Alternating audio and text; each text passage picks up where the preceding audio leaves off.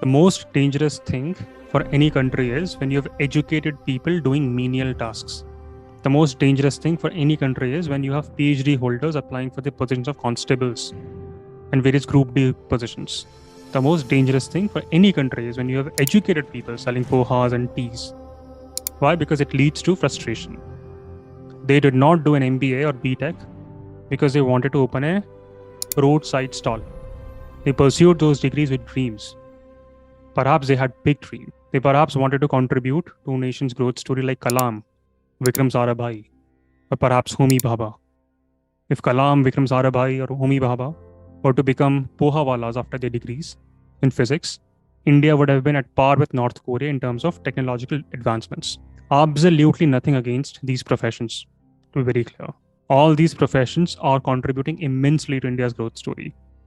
But our goal as the government is to ensure that each of our citizens realizes their true potential. If an MBA graduate wants to open a burger stall, they should do it. They might perhaps compete with McDonald's and Burger Kings in the global markets. But if they are selling burgers on streets out of compulsion, that is a compromised life.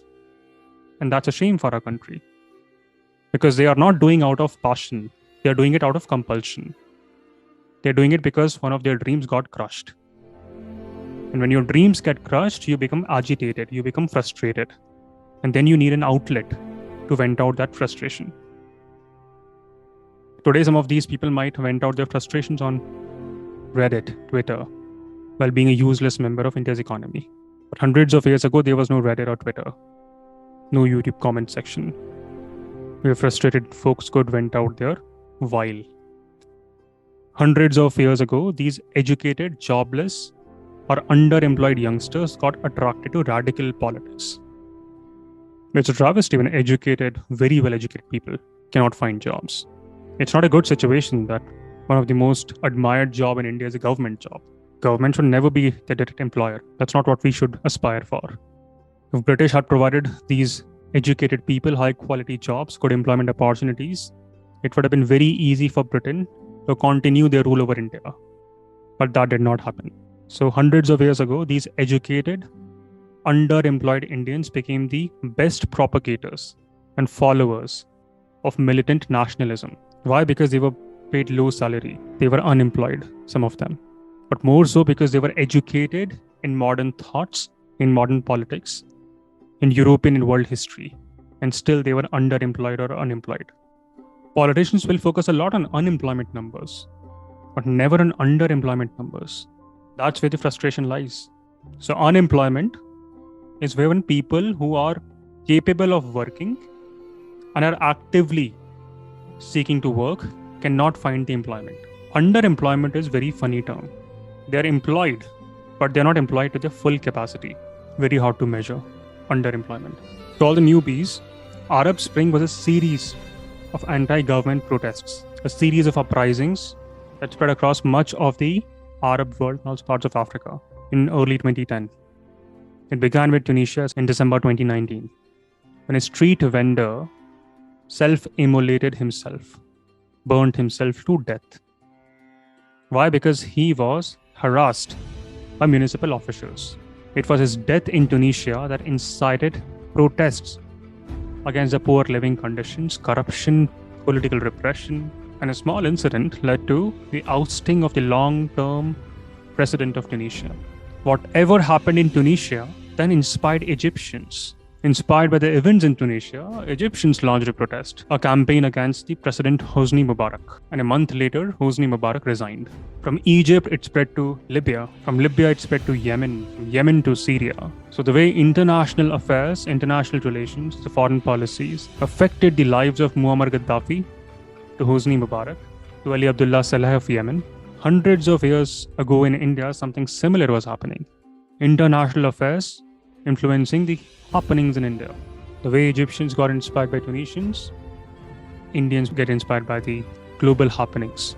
The global politics of that age will encourage growth of militant nationalism in India. Do you know who are the luckiest people in the world? The luckiest people are those who have role models, someone who they can look up to, someone who they can aspire to be. Because when they see that admirable personality, they feel motivated, they feel inspired, they have a reason to live. They say to themselves that if they can make big in life, so can I. People from India will also seek that inspiration from Japan, from Ethiopia. Why? What will happen in those countries? In 1868, the rise of modern Japan was incredible. The rise of modern Japan after 1868 showed that a backward Asian country could develop itself without Western control. That's remarkable. In a matter of few decades, Japanese leaders made their country as a first-rate industrial country, a first-rate military power. Their society was thriving. They had introduced universal primary education back in those days. It was an efficient modern state with efficient administration, efficient bureaucracy. And when they defeated Russia in 1904, Japan defeated Russia in 1904, it exploded the myth of European superiority. Everywhere in Asia, people were enthusiastic about this news. News of a small nation, news of an Asian country winning over one of the biggest military powers in Europe.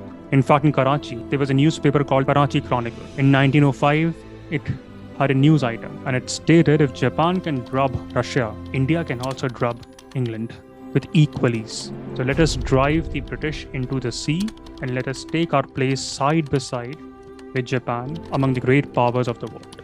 Of course, that will take many years. Today, I think we are next in the table in terms of purchasing power parity.